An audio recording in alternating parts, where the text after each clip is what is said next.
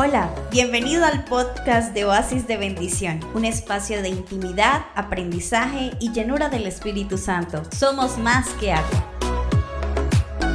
Quiero invitarte también a ti a participar de este momento especial.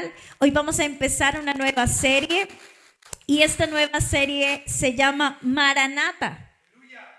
De hecho, esta palabra está en arameo. Hoy estás hablando en arameo. Di Maranata. Estás hablando en arameo. En el Nuevo Testamento se hablaba en arameo y en griego.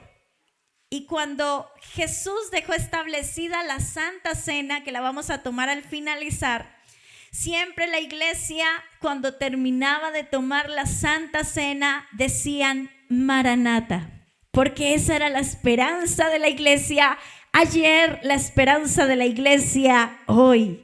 ¿Saben cuál es? Maranata significa Cristo viene, el Señor viene. O si no, también Maranata significa ven, Señor. Así que Jesús dijo, tomen la Santa Cena y yo volveré a estar con ustedes. Ustedes lo van a hacer en memoria de mí, de lo que hice en la cruz, pero luego también volveré a verlos.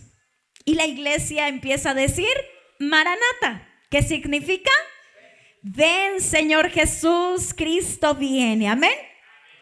Quiero invitarte a cerrar tus ojos, iglesia. Vamos a pedirle al Señor que hable a nuestra vida en esta hora. Señor, te doy gracias porque en este tiempo, Señor, queremos prestar nuestros oídos, prestarte, Señor, nuestro tiempo, pero sabemos que es el mejor tiempo invertido, papá, porque cuando estamos en tu casa, en tu presencia, Señor, no hay nada mejor ni mayor que esto. Por eso te pido, Señor, que si alguno vino enfermo, sánalo, Padre. Si alguno viene con preocupaciones, que éstas no le turben para oír tu palabra. Si alguno, Señor, se distrae a causa de cualquier circunstancia, que no sea yo, Señor, porque quiero estar tan pendiente de lo que tienes para mí en esta hora. En el nombre de Jesús, amén y amén. Iglesia, Maranata. Vamos a empezar a hablar de Maranata, pero quiero empezar con un término que significa dispensación y va a aparecer una imagen. Y esta imagen me refleja dispensación o dispensacionalismo. Esta palabra no se encuentra en la Biblia, pero refleja cosas que se encuentran dentro de la Biblia. Amén. Te voy a hablar de doctrina. Doctrina significa cosas que nosotros practicamos o que nosotros tenemos en nuestra fe, en las cosas que creemos. Y en este caso, dispensacionalismo o dispensación significa etapas. Diga conmigo etapas. Yo sé, pudieron haberle puesto solo etapas, pero esa palabra suena más elegante. Y esta palabra de dispensación, que significa etapas, creemos que Dios es un Dios de orden. Amén. Y como Dios es un Dios de orden, hace todo con un inicio y con un fin. Por ejemplo, hay etapas en la vida del ser humano. Y desde que estábamos pequeños en ciencias naturales, nos enseñaban que el hombre nace, ¿qué más? Crece, ¿qué más? Se reproduce y muere. Yo ya me reproducí, auxilio con la última parte. Ahora, esas son las etapas normales de la vida del ser humano. Pero así también como hubo etapas en la vida del ser humano, Dios tuvo etapas para crear el mundo. ¿Recuerdan que lo creó en 7 días? Cada día creó una cosa en específico. Iniciamos con el primer versículo. En el principio creó Dios, ¿qué? Los cielos y la tierra. Y empezó Dios así, en orden, en etapa por etapa, hasta que al 7º día descansó. Quiero ahora mostrarte que también Dios tiene etapas de toda la humanidad. Cuando hablamos de la dispensación, son las etapas de la humanidad aquí en la tierra, desde el inicio de Adán y Eva hasta cuando Dios nos permita. Amén. Ahora, quiero que entremos en contexto porque teniendo en cuenta esto y que tú puedas aprender esto, vas a entender mucho mejor el tema de Maranata. Cristo viene. Amén. Y para esto quiero iniciar con el primer punto que se llama inocencia. Diga conmigo inocencia. El punto de inocencia empieza con Adán y con Eva. ¿Saben qué ocurre? Dios le da un mandamiento a Adán y a Eva. Dios les dice, por favor ustedes háganme el favor y se van a multiplicar y van a cuidar toda la naturaleza. Van a señorear la tierra. Ese fue el mandamiento del Señor y puso una cláusula. Pero por favor no coman del fruto del árbol de la ciencia del bien y del mal.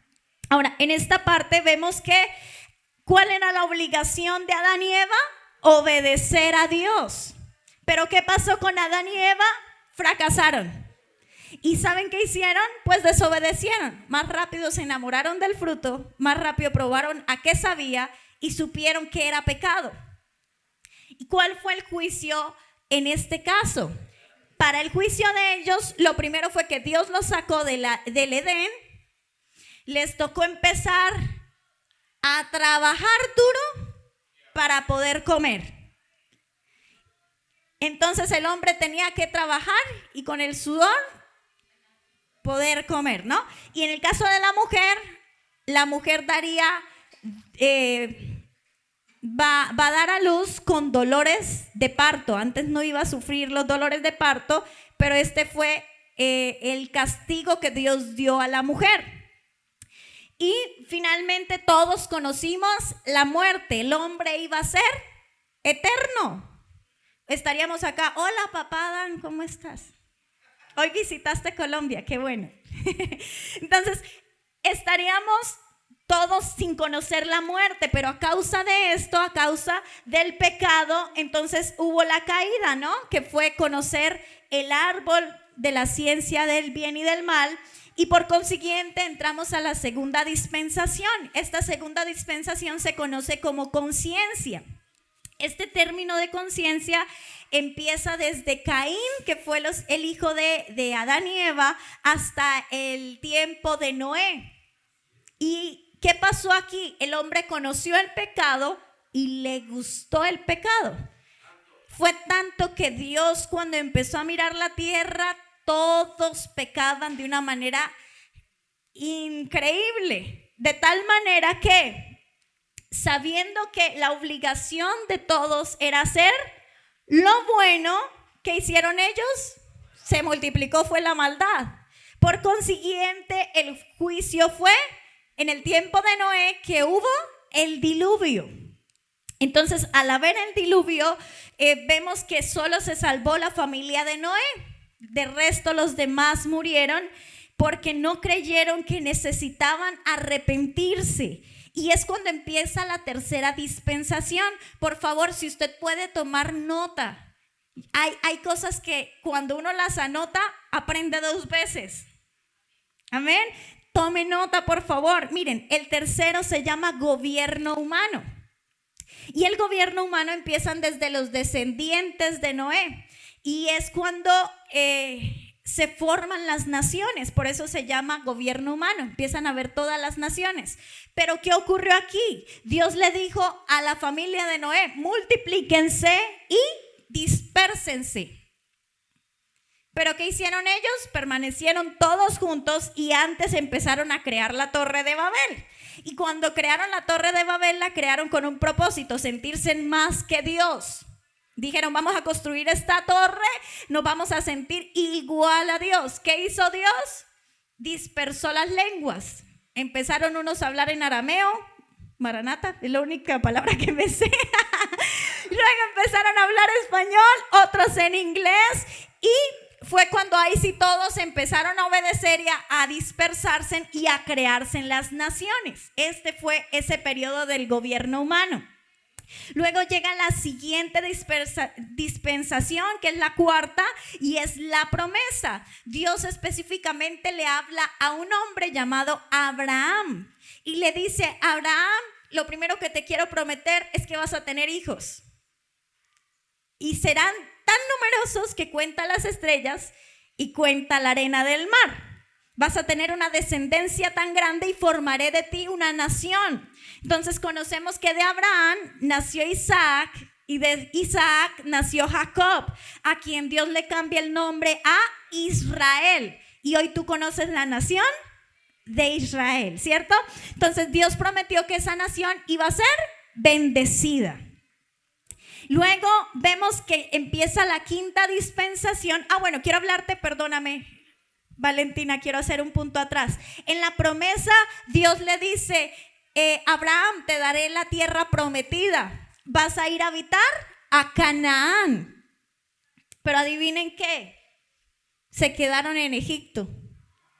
Y cuando se quedaron en Egipto, pues tuvieron bendición, porque recordemos el mensaje del pastor Brian sobre José. Fue un hombre que administró, fue un hombre que bendijo, pero luego se levantó un faraón que no conocía ni a José ni a Dios. Y lo que hizo fue mirar a Israel como una amenaza y los esclavizó por 400 años. Entonces, ese fue el fracaso. No se fueron a la tierra prometida, sino se quedaron en Egipto. Y al quedarse en Egipto pasaron esclavitud. Pero luego sucede que con Moisés, empieza a ver el éxodo. Éxodo significa salida. Quiere decir que ahí empieza la parte en la que todo el pueblo de Israel clama, Señor, por favor, libértanos. Dios envía a Moisés y salen de Egipto. Así que empieza la quinta dispensación, que la quinta dispensación es la ley. Diga conmigo la ley. La ley es con Moisés. ¿Por qué? Porque Moisés era el que estaba al frente del pueblo de Israel. Y en este caso, él los sacó de Egipto y Dios los empieza a guiar a la tierra prometida. Entonces es cuando Dios permite que se creen las leyes, por eso se llama así. Dios quería ser como el presidente de Israel. Si ustedes leen en el Antiguo Testamento lo que es desde Éxodo, Levítico, Número, Deuteronomio, te encontrarás que todos son leyes, como si Dios estableciera la constitución política y todo lo que Israel debía hacer, desde cómo tratar a los padres, desde cómo tratar a los extranjeros o aquellos que cometían delitos, qué debían hacer con ellos. Todo eso estaba establecido en la palabra. Por eso cuando lees estos libros antiguos, tú dices, pero estos personajes, el hijo de tal, y luego empiezan las leyes, ¿no? Esto es porque hace parte de la dispensación de la ley. Ahora, quiero darte a conocer algo. La obligación del pueblo de Israel, ¿cuál era? Guardar la ley. ¿Qué pasó? Quebraron la ley. ¿Por qué? ¿Recuerdan los 10 mandamientos? ¿Cuál es el primer mandamiento? Amar a Dios. No tener a ningún otro Dios, sino solo a Dios. ¿Y qué hicieron ellos? Levantaron becerros de oro. Siempre empezaron a adorar a los dioses que estaban en Canaán, como Baal, como Acera. Es decir, empezaron a violar poco a poco toda la ley de Dios. Entonces, ¿qué sucedió? Dice diáspora. La palabra diáspora significa dispersión de Israel. Dios permite que Israel entre 70 años de esclavitud nuevamente, pero por Babilonia. Amén. Yo sé que aquí estamos mirando, mejor dicho, estamos hablando la Biblia a nivel general. Amén. Pero quiero que entiendas algo y me quiero detener aquí, y es que anteriormente, si alguien quería ser salvo, debía pertenecer a Israel y cumplir las leyes de Israel. Es decir, o nacías en Israel para ser salvo o te hacías prosélito. Es decir, te hacías a la nacionalidad o a la ciudadanía de los israelitas y practicaban lo de ellos para poder ser salvos. Y esto era difícil. Aún tú ves en la historia de la Biblia que Ruth era moabita y ella fue prosélito. O sea, ella se convirtió a las leyes de Israel y fue salva. Es más, hace parte de la genealogía de Jesús. Amén. Entonces, esto era lo que sucedía en la ley. Por eso cada vez que escuches la ley, y ahora vamos a ver la sexta dispensación en la cual estamos. Diga conmigo, hoy estamos en esta dispensación. La sexta dispensación se llama la gracia. La gracia. Entonces, la gracia comienza con la primera venida de Cristo. La primera venida de Cristo, tú conoces que Él nació como hombre en Belén, Él creció y fue a la cruz a morir por tus pecados. Amén. Eso fue la primera venida de Jesús. Es más, se le conoce como el Cordero. ¿Por qué? Porque murió en la cruz sin decir una palabra, sin renegar, sin quejarse, sin botar maldición. Todo fue a favor de que tú y yo pudiéramos acercarnos al Señor. ¿Alguien dice amén? Y entonces, por eso tú escuchas que la Biblia se habla de la ley y de la gracia. Porque antes en la ley todos tenían que obedecer al pie de la letra, pero no importaba tu corazón.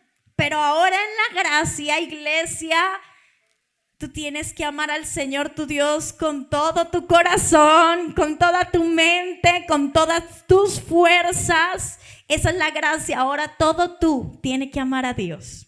Todo tú, todo lo que tú eres debe amar al Señor.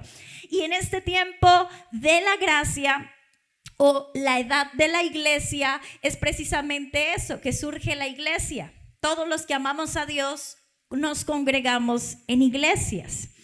Y quiero que entiendas algo, este tiempo de la iglesia hay dos opciones, o rechazas a Cristo o aceptas a Cristo para salvación.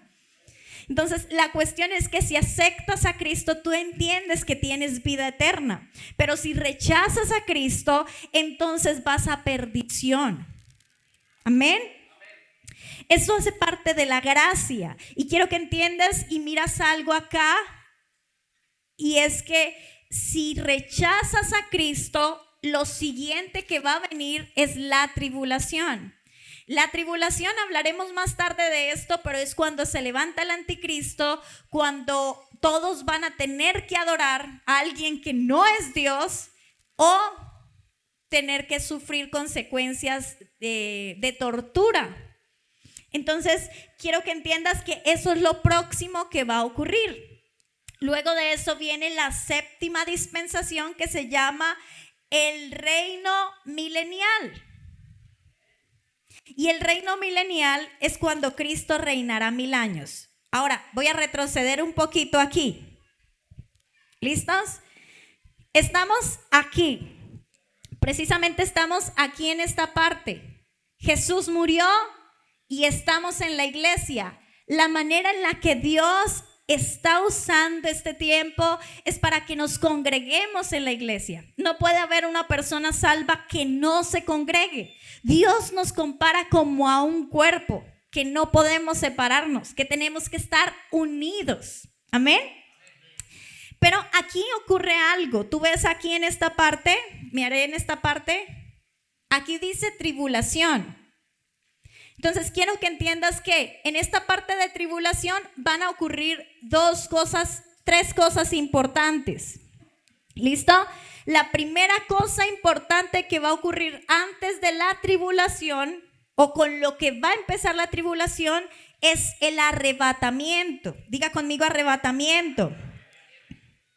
Luego vendrá la tribulación y luego vendrá la segunda venida de Cristo.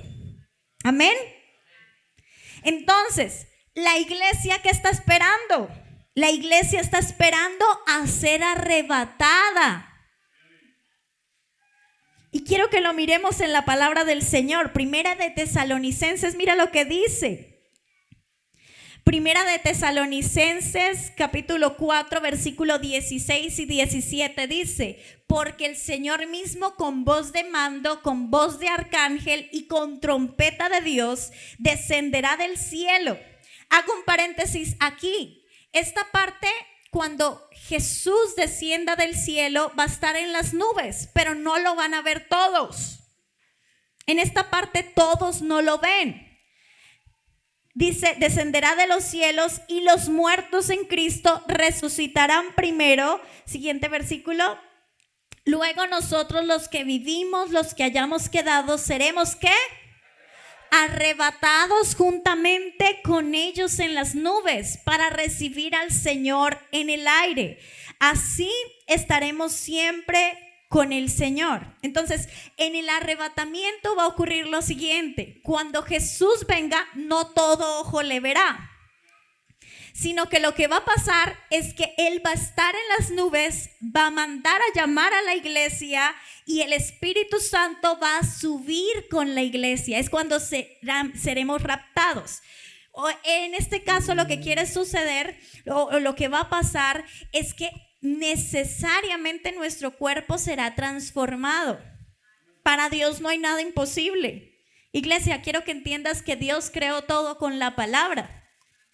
Y si Él dijo, hágase la luz, y fue instantáneo, si Dios dijo, hágase las estrellas, y aún se siguen creando estrellas, imagínate el poder del eco de la palabra de Dios. Amén. Ahora, cuando Jesús mande a llamar, dice que tendrá voz de mando. Y va a llamar como con trompeta. O sea, va a tener una voz de autoridad y va a decir, vengan. Y cuando Él diga, vengan, la iglesia va a ser arrebatada. Eso es lo próximo que va a ocurrir.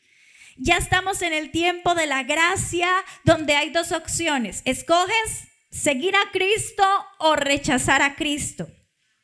Pero lo siguiente va a ser que va a ser el arrebatamiento. Luego vienen 7 años, como indico, de la tribulación. 3 años y medio donde parece paz, seguridad, prosperidad. Pero luego 3 años y medio siguiente será todo lo opuesto a paz. Cuando termina estos 7 años, entonces todas las naciones estarán en contra de Israel. Y cuando estén en contra de Israel y a punto de querer acabar con la nación de Israel, es cuando viene la segunda venida, iglesia. Pero ya Jesús no viene como un cordero, sino la Biblia lo describe como un león. Y cuando lo describe como un león, Él viene como un rey. Él viene montado a caballo, viene como todo un rey. Cuando entró la primera vez, la primera venida, Jesús se montó en un pollino. Pero en esta segunda venida viene en caballo y a pelear. Pero quiero que entiendan que cuando viene la segunda venida, la iglesia viene con Jesús. O sea que cuando nosotros decimos Maranata, ven Señor, cuando le estamos diciendo a Jesús, ven, no nos estamos refiriendo a la segunda venida, porque en la segunda venida la iglesia viene con Él. Nos estamos refiriendo a que se haga tu voluntad y que quiero ser parte de ese arrebatamiento. Amén. Como iglesia tenemos la fe y la esperanza de que cuando Él toque la final trompeta, yo estaré listo y yo estaré preparado para lo que Él quiere para mí. Así que este Maranata es esperanza, porque Dios nos va a proteger de la tribulación. Dios nos va a llamar antes y van a suceder otras cosas que hablaremos en los próximos domingos. Por favor, no se lo pierda. Pero entonces, hoy quiero hablarte sobre las palabras de Jesús. ¿Cuántos quieren oír las palabras de Jesús acerca del arrebatamiento? Por favor, abre tu Biblia en Mateo 25. Mateo 25 del 1 al 13. Mira lo que dice la palabra del Señor. Y Jesús es tan lindo que lo explica con una parábola para que todos podamos entenderlo hoy. Amén. Mira lo que dice. Entonces el reino de los cielos será semejante a 10 vírgenes que tomando sus lámparas salieron a recibir al esposo. 5 de ellas eran ¿qué? Prudentes y 5 insensatas. Las insensatas tomaron sus lámparas, pero no tomaron consigo aceite. Mas las prudentes tomaron aceite en sus vasijas juntamente con sus lámparas. Y tardándose el esposo, cabecearon todas y se durmieron. Y a la medianoche se oyó un clamor: aquí viene el esposo, salid a recibirle. Entonces todas aquellas vírgenes se levantaron y arreglaron sus lámparas, y las insensatas dijeron a las prudentes: dadnos de vuestro aceite, porque nuestras lámparas se apagan. Mas las prudentes respondieron diciendo: para que no nos falte a nosotras y a vosotras, id más bien a los que venden y comprad para vosotras mismas. Pero mientras ellas iban a comprar, vino el esposo, y las que estaban preparadas entraron con él a las bodas, y se cerró la puerta. Después vinieron también las otras vírgenes, diciendo: Señor, Señor, ábrenos. Mas él respondiendo dijo: de cierto os digo que no os conozco. Velad pues, porque no sabéis el día ni la hora en que el Hijo del Hombre ha de venir. Esta parábola la da Jesús para explicarte el arrebatamiento. Te dice: no hay un día, no hay una hora en específico, porque Él está convocando a la iglesia hoy para una advertencia. Decirte: sí o sí tienes que estar preparado. Sí o sí tu anhelo tiene que ser vivir todos los días para Cristo. Tienes que decidirte hoy: o sigo a Cristo o rechazo a Cristo. Pero sabemos que los que estamos aquí amamos al Señor, que los que estamos aquí queremos seguir a Cristo, no solo de palabras, sino mis acciones tienen que reflejar que yo sigo a Cristo. Amén. Por eso Jesús hace esta parábola. Y quiero que entiendas algo. Normalmente las parábolas de Jesús, cuando habla del esposo y la esposa, el esposo hace referencia a Jesús. Y cuando habla de la esposa, hace referencia a la iglesia. Pero esta parábola es diferente. Esta parábola es diferente, ¿por qué? Porque hace alusión que el esposo es Jesús, pero las vírgenes son la iglesia. Y nos empieza a describir a la iglesia. ¿Sabes cómo nos describe a la iglesia? Me dice que hay 10 vírgenes. Es decir, la iglesia tiene 2 grupos.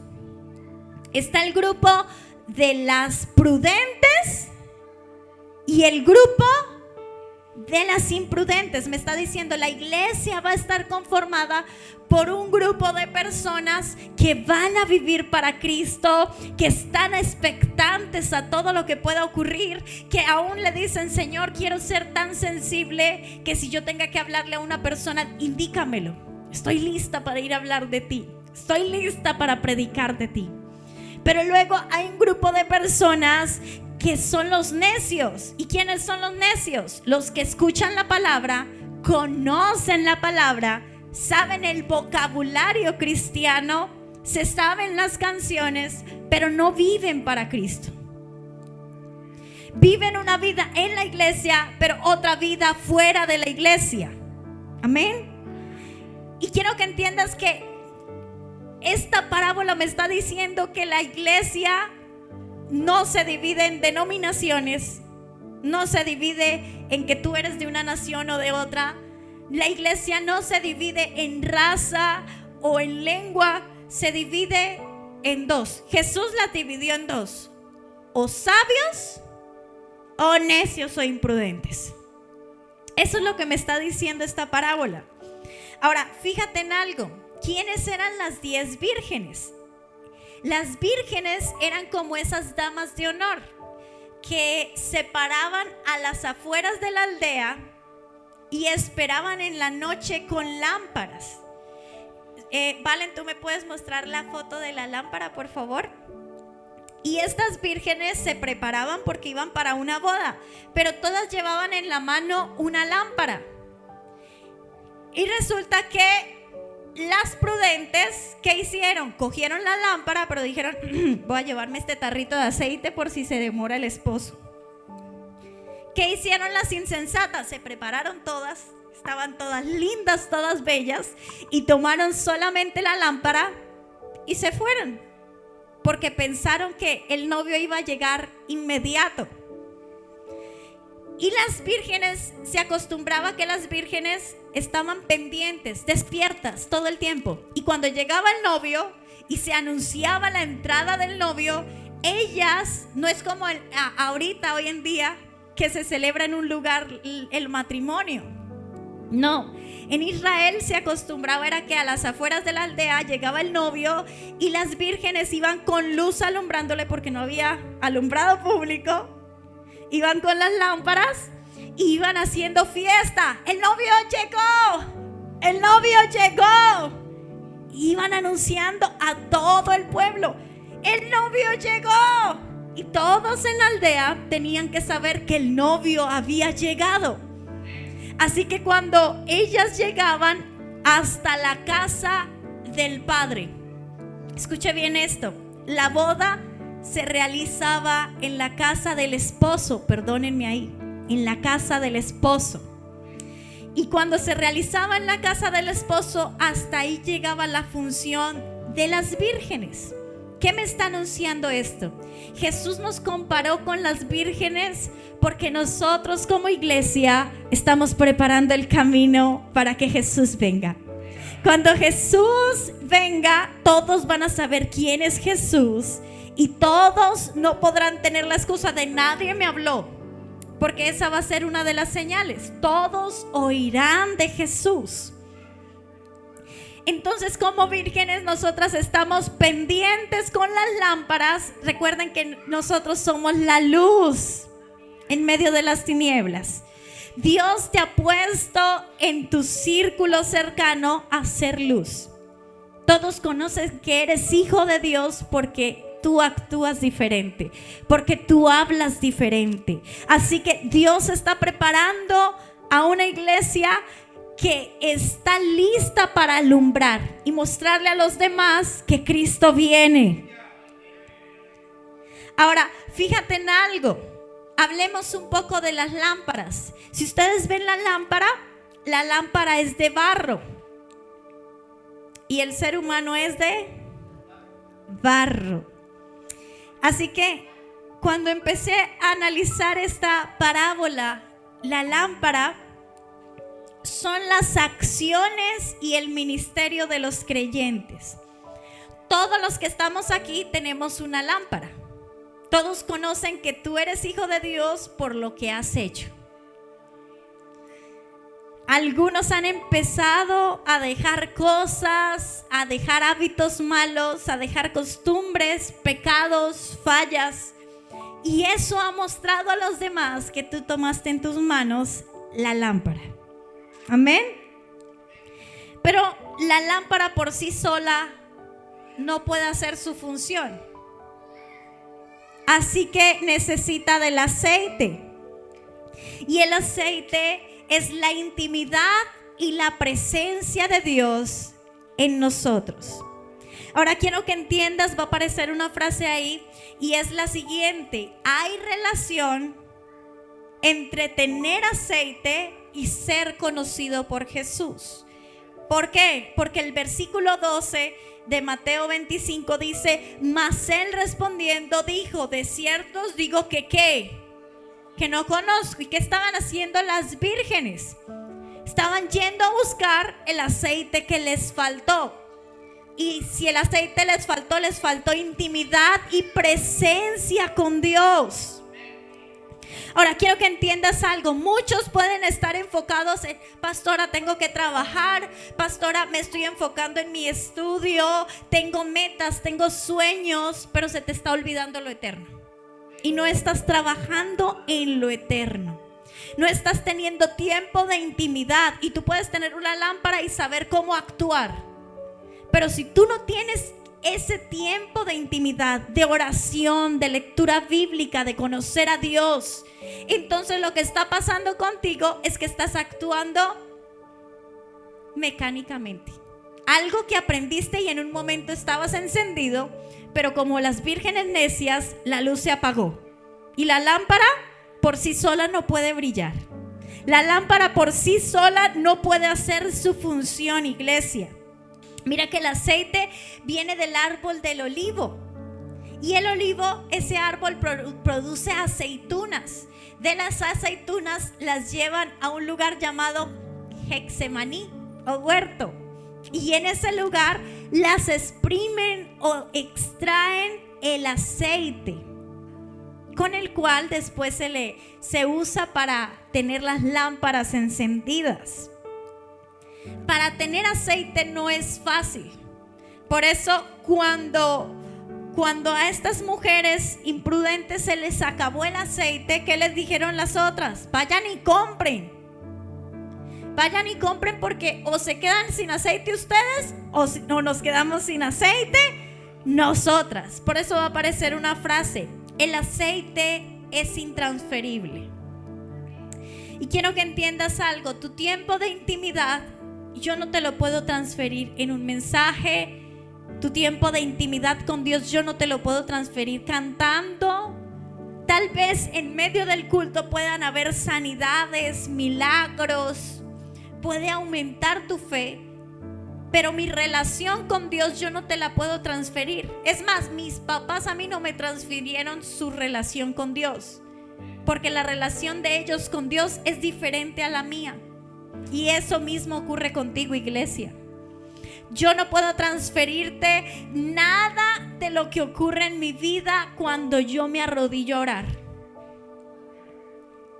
Por eso, fíjate en lo que dice el versículo 13. Dice: velad pues, porque no sabéis ni el día ni la hora en que el Hijo del Hombre ha de venir. ¿Cómo podemos velar? La idea de velar es estar despiertos espiritualmente. Y la manera correcta es leer la Biblia y enterarme de lo que Dios tiene para mí.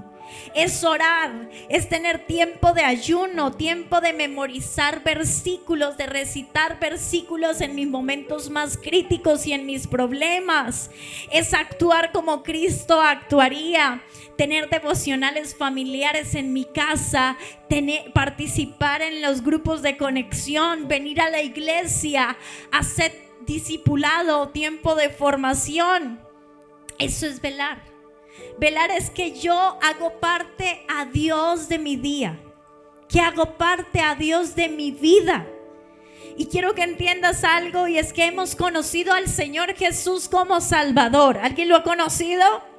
Hemos conocido al Señor Jesús como nuestro Señor. Hemos visto a Dios como proveedor. Pero en este tiempo que estamos en el tiempo de gracia, es momento de conocerlo como el amado. Es tiempo de conocerlo como el esposo, de darnos cuenta que Él es todo para nosotros y que nosotros no podemos vivir sin Él. Es una decisión propia de seguir a Dios. Y saben, iglesia, quiero que entiendas algo. La parábola me describe que las vírgenes se durmieron. Mira al que está a su lado si ya se durmió. Mira al que está a su lado a ver si ella hace parte de las vírgenes que ya se durmieron o las que están despierticas. Pero fíjense en algo. Dice que se durmieron todas. Y ha ocurrido a lo largo de la historia que la iglesia se ha dormido, pero ha tenido despertares en estos 2000 años.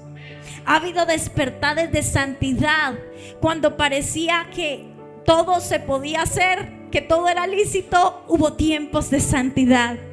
Cuando hubo también despertares de salvación, donde ustedes veían estadios llenos y gente que solo con un mensaje salían corriendo y parecía que de la noche a la mañana habían cambiado su vida.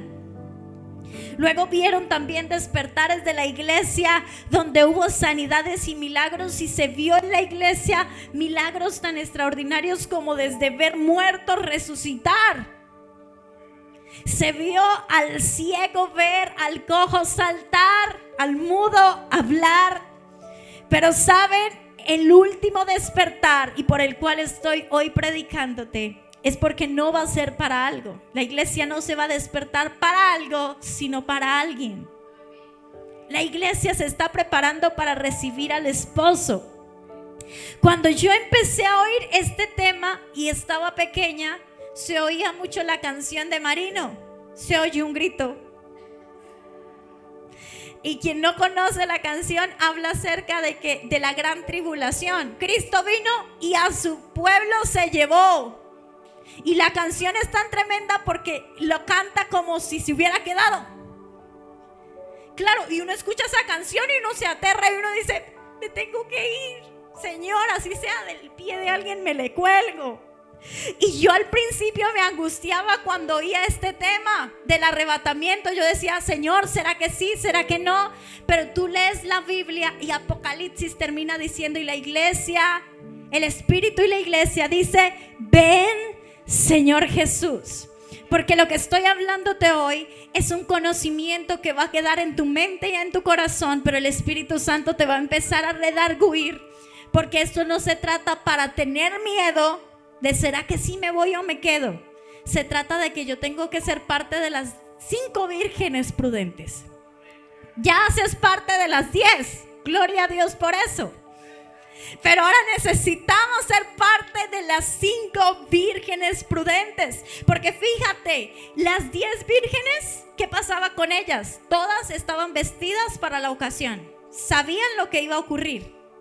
Sabían que tenían que tener la lámpara encendida porque la llevaban encendida. Sabían quién era el novio. Sabían en dónde iba a estar el novio.